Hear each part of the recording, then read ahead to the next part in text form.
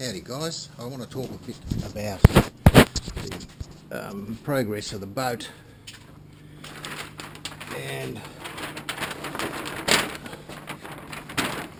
one of the bits of this boat that I'm not, or two of the bits that I'm not happy about is the shape of that there and the shape of this here.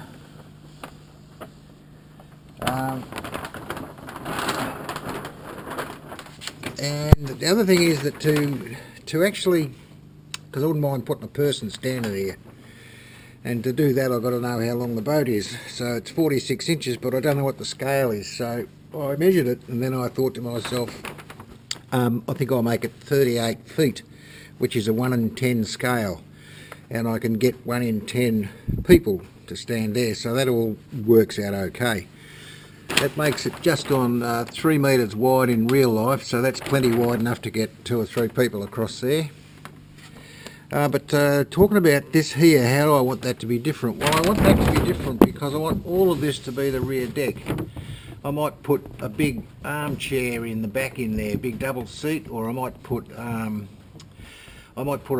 big box in there that looks like it could be the engine box. I could do a lot of different things there.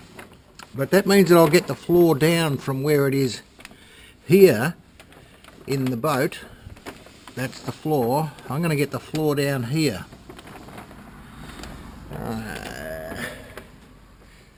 Just because I can, I suppose. And to make that happen,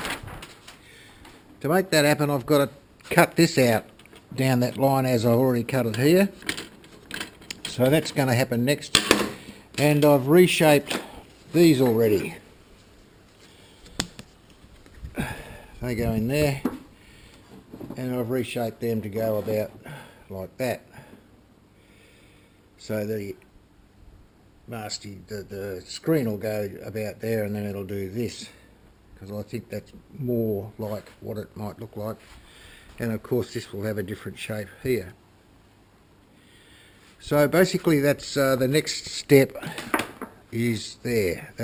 We left it here, was dry fitted, now it's all glued up. I put these in this morning and glued all this up. It's a bit unsteady at the minute, but the next thing to go in are these. And the book says that I should have these in by now, but I didn't like the idea of them just flopping around like that, and I didn't like the idea of this one just gluing that in and hoping it was somewhere right. So I won't actually do that now until I put these in place and glue them in to make sure that they are in the right place. One thing I've noticed when I built this is that if I got a couple of blocks of wood here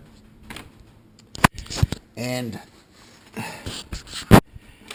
they just happen to be the right size to fit directly under there, so that means that this is sitting dead square and level, and all I've got to do is sitting there, all I've got to do is shove that under there, and it gives it that nice bloody stability.